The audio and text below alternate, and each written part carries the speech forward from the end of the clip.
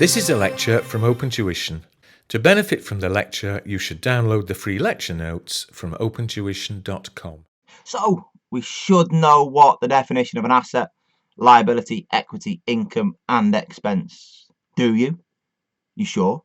I challenge you to just write them down now. Just get a blank page of paper, put in the headings, assets, liabilities, equity, income, expense, and write down what they are.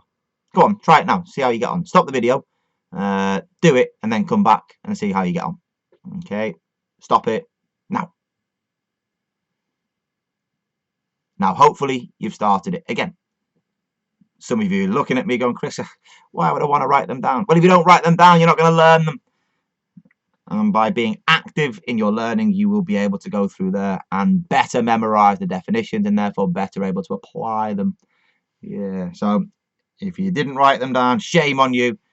There are the actual definitions. Okay.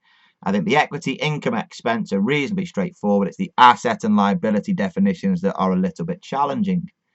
Now, we need to be a little bit careful because as we move through the accounting standards, we can think about the definitions of assets, liabilities, income and expense. But what about the recognition? What about including them within the financial statements? What about taking them out of the financial statements?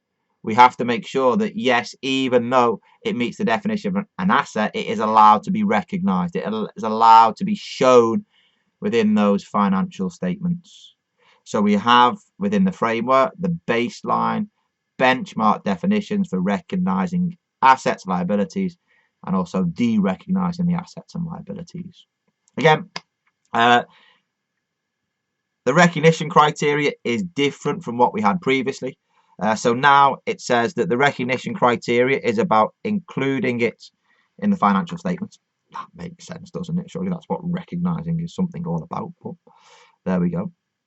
And it's only appropriate, i.e. it can only be included if it results in relevant and faithful representation. So that's going back, isn't it, to the qualitative characteristics, okay, of relevance and faithful representation. The definition is totally different from what it used to be in the past. It used to be a probable inflow of economic benefit and measure it reliably. If you look at it now, there's no probability criterion, that's been stripped out. And also there's no measurement criterion as well. So let's just go back and see whereabouts that the measurement fits in. Because if you go into those fundamental qualitative characteristics and look at, is it there your relevance and faithful information? Well, you can see it there. Okay, we're going to include it. We're going to recognize it if it makes a difference to the decisions made by the users. Okay, so by including it, it's going to help them within their decision-making process. If it doesn't, we cannot put it in. Try justifying to the auditors that you're not going to record an asset because it's not going to make a difference. It will make a difference, again, based upon its nature, but more importantly here, its materiality, its size. So that starts to bring in the measurement aspect as well, doesn't it?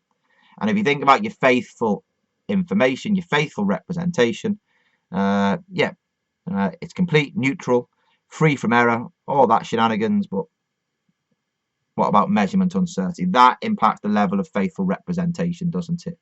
So if there is a level of uncertainty with regards to the measurement, then maybe we should not be including it within the financial statements. Okay.